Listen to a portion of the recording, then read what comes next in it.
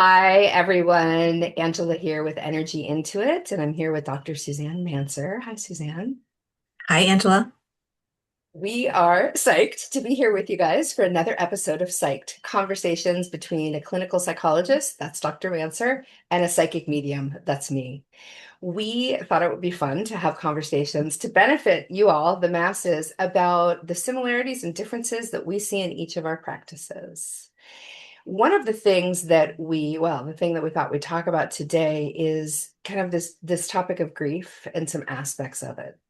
One of the reasons that this is brought to the forefront is as a psychic medium, as an intuitive channel, as a consciousness mentor, I receive downloads from my guides a lot. And they have been giving me a lot of downloads recently. About a month ago, to create events for this spring and summer, which I am doing and have been doing, that are all about helping humans to release more. Their vantage point from kind of a higher perspective and a higher dimension is they see how much heaviness and density that we're all walking around with and carrying. And so we thought we'd talk about grief tonight. I wanted to mention that the download from my guides. And so we're going to hear from Suzanne really on kind of how things go when she works with clients that are in grief. And then I've got a couple things in store for you as well. But this is really the intention of this episode is to support all of you in releasing whatever it is that you may feel is ready to be released, as well as, understanding and learning about the acceptance of grief as we talk about it. So we'll just go ahead and jump right in. Suzanne, what does it look like for you when you're working with clients that are moving through grief? And I'm sorry, let me back up for a second. When we talk about grief, we're not just talking about the loss of a loved one or a pet. Grief is really such a human condition. It's part of the human condition that, it's hard for us sometimes to navigate change and let go of old patterns and programs and homes and ways of living, all of these things. So when we talk about grief, we're really talking about the larger topic. So with that, Suzanne, I'd love to hear how you acknowledge and deal with grief with your clients and help them with it in your practice. Yeah, thank you for that, Angela. Man, grief shows up in so many different ways, as you were just saying. Sort of the super obvious is when you lose a loved person or a pet. Um, but grief is about any sort of loss of any kind, as you're saying. So it could be, the loss of a job or moving or a friend not wanting to be a friend anymore, that sort of thing, the loss of a relationship in that kind of a way. And it's coming up a lot for me in my practice right now because I'm moving from Portland, Oregon to British Columbia. And so I'm working in 3.5 weeks, I'm moving, I think. So I'm working with a lot of people right now on just our grief, their grief, my grief about the ending of these relationships. So it's very relevant for me in the microcosm of my practice, and I know so many people on the planet are dealing with all kinds of grief right now. Grief is such a, for me, for so many people, is such a complicated emotion because it's got a lot to it. There's nothing constant about it. For a lot of people, it ebbs and flows. It sort of comes and goes. And there's no, kind of right timeline for how long you're supposed to feel grief for after a big loss. One of the big things that I hear often in my practice is, I've been feeling this for so long and everybody else seems to have moved on or forgotten about this thing that I'm going through. What's wrong with me? Why can't I get over this? Mm. And so part of my work, and I'm really excited to hear about your work on helping people let go, but part of the work that I end up doing is not exactly helping people hold on to it, but helping people accept that it's there, if it's there. Because grief is complicated, it doesn't tend to go very quickly for a lot of people, especially if the Mhm. loss was, a really big one or a really important one. And so again, some of the work that I end up doing with my patients is just allowing the grief to be there because it is. Um, and so there's a piece about accepting that it's there, accepting that for most of us, it doesn't go very quickly, and there's no universal timeline for how quickly it's supposed to go. Um, so there's that level of acceptance. And then there's just sitting with the pain of it. Grief is painful. It is so painful to our hearts to have lost something so significant, whatever that something might be. Um, And to be willing to sit with that, I think is really tricky for a lot of people, myself included. I'm a therapist and I help people sit with feelings all the time, and I know that that's important. But sort of as a person, I'm a person who I don't like to, nobody does. I don't like to feel uncomfortable feelings. I want to save people from uncomfortable feelings. I want to, fix it for them.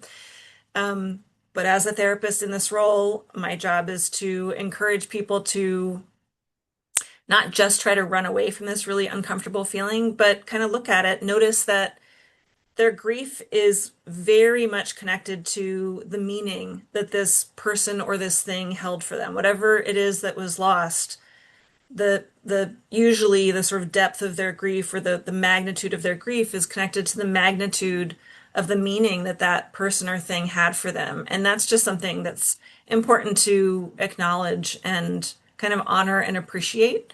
This is a big deal. This isn't something that kind of we should be able to get over super quickly. Um, and as you said, it's the human condition. We're all in this kind of soup of humanity. We're all going through some very similar things, even if it looks different. And so when we can appreciate that it's pretty hard to be a human and never feel attached to something to the point where you would grieve it if it was gone, that I think can kind of make it a little bit easier to tolerate this feeling of, oh, okay, I really I can't get rid of this so quickly or so easily, even though it's so painful. Um, there's this a cartoon or I don't know what the right word, meme or something that I saw a few years ago about grief that I have found super helpful in the idea of, so people come in and they say, like, this thing happened, I've lost this thing, I've got this big, big feeling of grief. What do I do with it? And there's no easy, quick answer to that. But one thing that I tell people is this meme that I saw, which I found very helpful, was there was in the first pane, there was a jar, like a mason jar with a ball in it. And the ball was the grief, and the jar was the container, the person who is experiencing the grief. And I think a lot of people have the idea that the ball is supposed to get smaller over time. Mm. And in this depiction, the ball didn't change at all over time. The size of the ball stayed the same. It was the vessel that changed. It got bigger over time. And so this Wow. idea of the importance that this person or this thing had to you, that's not going to get minimized over time. But you can sort of expand your container to be able to hold all of the feelings and all of the Mm. complexity and all of the meaning that that relationship had for you and that that loss has for you. And when you can make enough space for it, it becomes there's less kind of friction. Not that it's fun by any means, but it's just less suffering. The sitting with the sadness and the sitting with the meaning is less suffering. So there's so much, that I do with somebody who's in grief when they come into my office, but a big part of it is sort of normalizing the experience of it, letting them be with it, not trying to take it away from them, Mm. and helping them to sort of get into this idea that the grief probably isn't going to get smaller necessarily, but they have the capacity to sort of expand their tolerance for it. And their Mm. tolerance isn't even a great word. It's more sort of their honoring of it. Because it's important. The feeling is important because it was tied to something that was important to them. Mhm. So again, Angela, none of this is easy or quick or uncomplicated. And I think, as you said, that piece about it's just part of the human condition is so Mhm. important to keep coming back to, that this is part of being human, is feeling connected to things and then sometimes losing those things and feeling that loss. And so when we put it in that bigger context, sometimes that helps folks to be willing to have the grief that they have. Um, I'm so curious, and I don't know if now is the best time, but because so much of my work is about not holding on tight to the grief. There's a big distinction between holding on tight, and that's all you can see and think about, Mhm. and just letting it be there because it's there. Mhm. And so that's sometimes a distinction I have to make for people is acceptance isn't thinking about the grief all the time and being Mhm. flooded with it all the time. It's letting it be there because it is, but also making room for other things. I'm curious for you, Angela, because you've talked about the letting go piece, Mhm. how that is different than, don't feel it anymore. Don't, the way that I Mhm. want to come in and just fix everything and, don't feel Mhm. any pain anymore. I know Yeah. that's not letting go. I know that's not what you're Mhm. talking about, but I'm curious about kind of what it looks like from your lens. Yeah, thank you, Suzanne. And I just wanted to honor what you shared. I love that visual that you shared with the glass jar and the grief being the ball, and that the container, the person grows and makes room for the complexity. That's such a beautiful visual to really kind of conceptualize that. The other thing that came up for me when you were talking is um, just my own experience of my some things that I've lived through, but also watching clients go through. I've seen people sometimes be really surprised by their grief or shocked. I appreciated what you said. There was so much in that. And the one thing that came up for me was some experiences that I've had with clients too, where friends, people that I've witnessed where sometimes they're shocked when there's a loss, right? Even if it was something they were anticipating. And I've watched people be really surprised and almost shocked by their emotions that they're shocked when they're going through grief. So just again acknowledging the complexity that you talked about of grief and how so many different feelings can come up to manage. And what you talk about when you talk about, you're not accepting it and looking at it as different than like having a stranglehold on it and letting it consume you. And I totally respect that. What I would say to that, especially because I've got, Tibetan Buddhist leanings, I took Tibetan Buddhist vows in 2006. So I lean a lot on Buddhist practices, is achieving that detached observer state that we talk about in Buddhism, where we're not our emotions, we're not our thoughts, but we're able to observe them and coexist with them, sort of honor them, learn from them if there's a lesson in it all for us, move through the process, not unhealthy, just cutting it out and denying it, but getting to a point where we're actually able to see it as something that is moving with us, right? Picture maybe being on a river or at them as clouds in the sky, and that we can move with them, but they don't have to define us, so getting to that kind of detached observer state. So when it's appropriate with clients, I go there as where I can, as best I can. And of course, normalize, what they're moving through. So when people end up in my office, often it's for perhaps a mediumship reading for someone that has passed on, whether it's a human or a pet. And a lot of times they'll say that they're disappointed that they can't feel their loved one or their loved one's presence, right? They can't sense them in the spirit world. And that's when I get to explain to them that what keeps them from being able to do that, by and large, is their grief and the weight and the heaviness of their emotions. And that, once they're able to kind of move through grief, and they're not trying to rush it. Sometimes this is people coming in a year and a half later, and they're still not sensing any signs. And so I encourage them, after they've sort of honored their grief, or if there's anything more to look at there, to do what they can to kind of like clear it, of course, be gentle with themselves, and just continue to move through life knowing that their loved ones around them, and they will be able to sense them and have connection with them once they can sort of lighten what's going on with them. Does that make sense? It does. And I'm wondering, when I have worked with people specifically around the loss of a loved one, around the idea of letting go in that way that you're talking about, Mhm. sometimes the reaction that I get back is, if I do that letting go, it feels like I'm letting go of the person. Like I feel Mhm. guilty. Like I need to be suffering Mhm. in order to sort of honor that person that I've Mhm. lost. Mhm. Is that something that you come across? Yeah. Yes. I would say maybe guilt. People describe it as feeling guilty. Yeah. Hmm. And that's fair, and that's a real emotion. And what I say to them is that the beauty of once someone sort of moves through the grief process, the circular grief process versus the linear grief process, and they get to sort of a better feeling state when it's appropriate for them, connecting with their loved one is actually, well, let me put it this way. I having a father in spirit, my dad and I didn't have a bad relationship. We just didn't talk a lot. He was involved in his life. I was involved in mine as an adult, and we lived in different countries for a while and on different coasts in this country. When he passed away, I had access to him. Yes, I'm a professional psychic medium, but it was 11 years ago. So I was earlier in my career, but still I was able to contact him. But I was able to talk to him kind of like every day and as much as I wanted to, which was very different from how our relationship was before. So I'm able to share that anecdotally with clients and say, I actually have a better relationship, more access to my dad than I ever did, as he's, I'm connecting to just his soul, his spirit, his energy, and he's no longer in a body.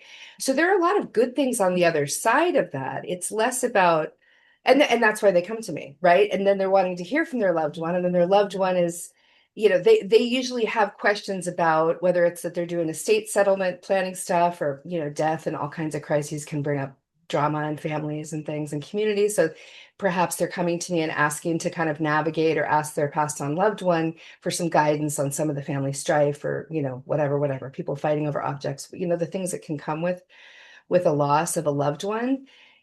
And they'll be pleasantly surprised when their loved one's like helping to make them laugh and recounting fun things, fun memories, and that helps to lighten their load. And so I understand what you're saying about sort of feeling like you're supposed to feel that way for longer. What I see kind of on that, I'll lump it into like a guilt front, is more people still dealing with the drama and almost feeling badly that they're all, say, if the family's all fighting or divisive after someone dies over material things, they'll have guilt at different layers, right? Again, the complexity, where they're like, God, I can't, what does my mom think that, what does she say about what we're going through, right? Is what I get a lot. And so it's really an extension of them wanting to honor their passed on loved one by checking in with what's going on. But I see it in all different flavors, that sort of guilt piece. Does that make sense and address what you asked? Yeah, it does. And I can appreciate too that having the connection that you offer them to their loved one Mhm. must help to ease that a little bit as well. Absolutely. And you know what's fascinating from doing this work that I love to teach people is that I've watched the souls of people that have passed on in real time. They also get healing in the sessions. I'll watch them evolve. I might have someone come in and I'll say to the client, yeah, they're a pretty curmudgeonly personality. Yeah, they seem like they were pretty rigid. It was kind of their way of the highway, and they actually don't say a lot. And they'll start laughing. They're like, you totally nailed whatever, my dad or my uncle. And then as we go through the session and they're having, these heartfelt conversations or with me as the translator, I'll watch and experience the soul evolving to become less hard, less curmudgeonly, less rigid, more loving, right? And so there's a lot of healing on both sides of that equation when people do come through my practice for a session. The one thing that's important for me to mention here is that, and again, this comes totally out of my work and likely not out of your work, when the way that I look at things as an energetic practitioner, as a psychic, is that we have a number of different bodies that comprise, say, our being and our aura. Our auras, there are energetic bodies. We have a physical body, which we're in and talking through right now. We have an emotional body, we have a mental body, and we have a number of spiritual bodies. And when we look at bodies and we look at the density of them and how they work and how they move, our emotional body is the slowest body.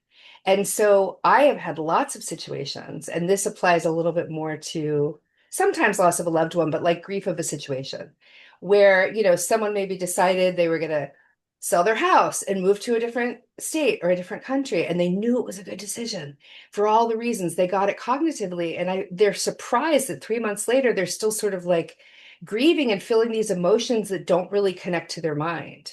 And so what I'm able to teach them and teach our audience if they're as they're listening, that our emotional body is the slowest moving body. So just be patient with yourselves. It's going to catch up to the others, even if you know why you're doing what you're doing in this sort of grief. And so yeah, again, and I encourage people to really give themselves grace and just really take the time and do the things that they need to as they're moving through the process of grief. In terms of oh sorry. I was just thinking that in working with grief and making it a little bit softer, the idea of giving yourself grace, I think is really important. It's the same kind of, to me, idea of um, making your container bigger and Mhm. recognizing that I think there's actually something very you honor yourself when you're honoring your emotions because obviously they're not you, but they're a part of you. And so the idea of being able to honor however your grief is showing up Um, and all of the sticky parts and all of the complicated parts. The idea that you are honoring yourself and honoring that emotion, I think if you can kind of get there too, that's just a really helpful way of not needing to like get it away and make it separate from yourself. Hmm. Absolutely. Absolutely. Yes. So the concept of getting away from yourself and releasing it and letting go is really, as I talk to people about that and as I teach people that, and even as the guides brought that in, it's not meant to, of course, be a criticism. And it doesn't mean that we're letting go of the person or the situation or the memories. It's more around our emotional body. So when we look at consciousness, one of our consciousness teachers is Dr. David Hawkins. He held an MD and a PhD. I forget what his PhD was in. He's since passed on. He was an author and he created a consciousness ladder, and it came out in his book Power versus Force, published in 1994. And what it is that it's a triangle with the small point down and the broad point up, and it shows the quantification of the frequency, essentially the quantification of our emotions, right? And so the things that are down at the bottom little pinnacle are guilt, shame, guilt, fear, right? And so those are like less than 100 quantification.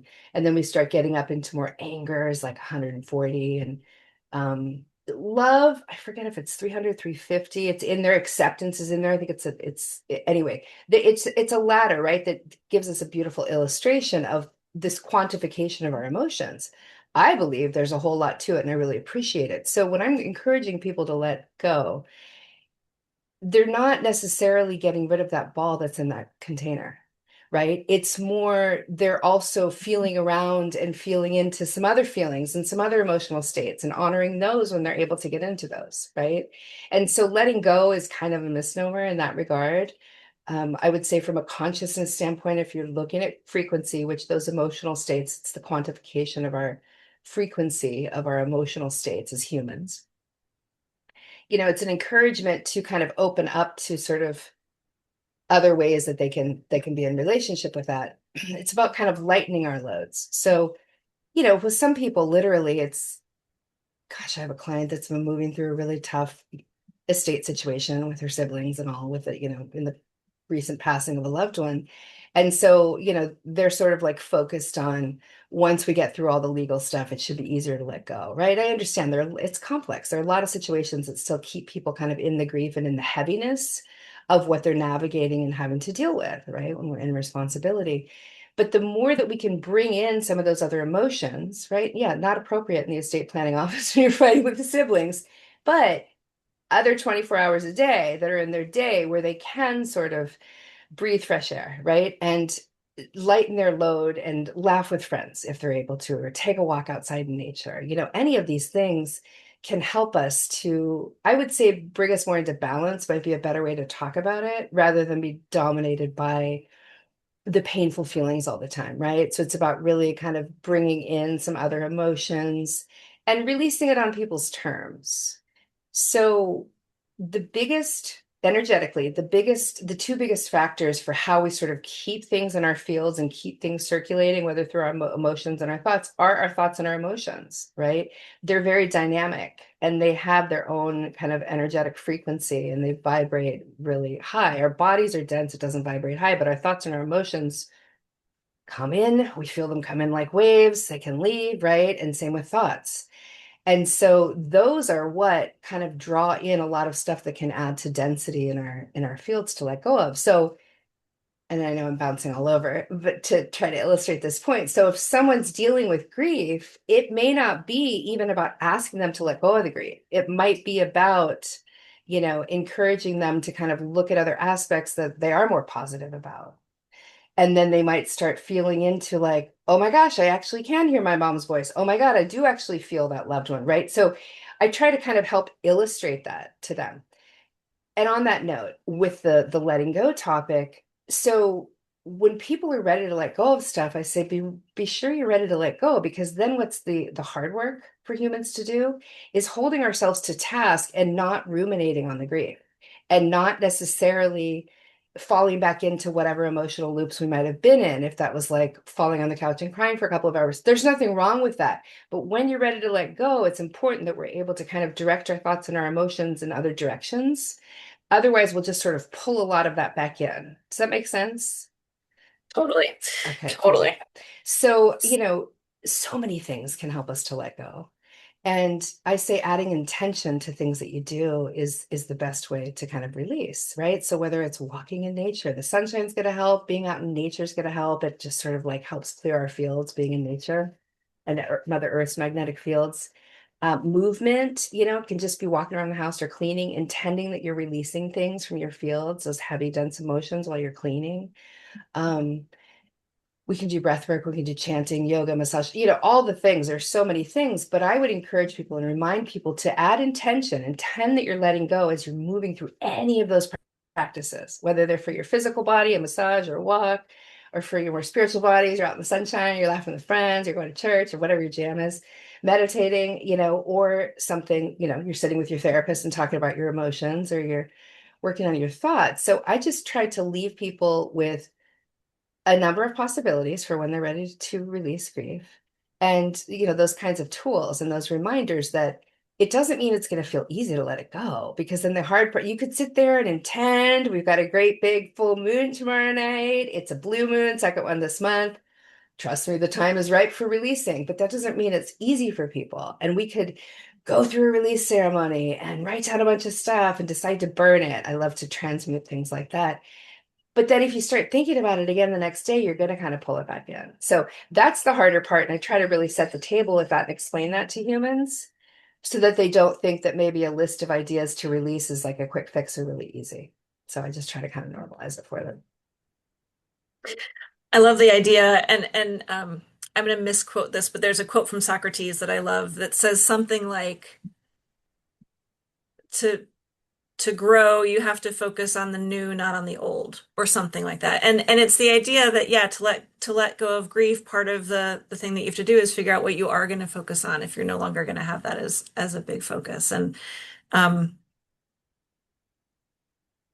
I keep coming back to in my head, I hadn't realized until we were having this conversation, I hadn't really thought about the guilt that gets in the way for a lot of the people that I work with. Mhm. And so I need to keep thinking about that and um, kind of the idea of, people, I think getting stuck thinking that if they're not thinking about the loss 24/7, that means it's not important or wasn't important to them. And being able to maybe have sort of a light connection to it or a light leash on it or something that's sort of light as opposed to, intense and all the time.